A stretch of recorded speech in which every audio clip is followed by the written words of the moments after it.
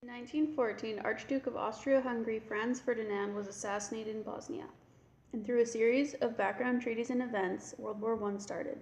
Canada's involvement was because we were part of the British Commonwealth, but Canadians weren't drafted or ordered to join, but were given the option to volunteer under false information that the war would only last 6 months.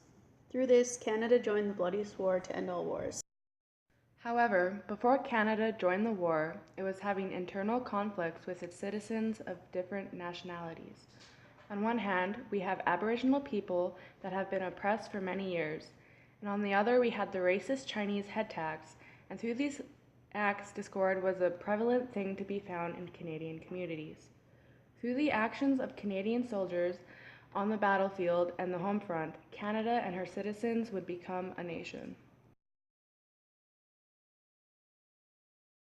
Through a series of battles and offensive pushes, Britain and France were having a hard time capturing Arras because the Germans were putting up a strong resistance.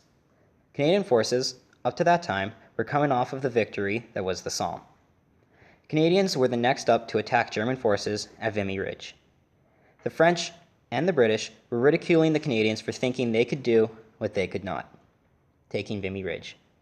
Canadians, however, would take Vimy Ridge through a military breakthrough with high risk, high reward. In the April of 1917, Canadian forces, using creeping bombardment, proved the Brits and the French wrong.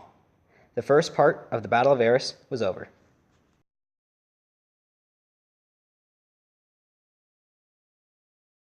Through trials and tribulations, Loss of life, And military success, Canadians came to the idea that had been proven, not only by ridicule and shot, that alone were resilient and confident. but together we were more powerful and determined, and because of that, Canadians came together as a nation.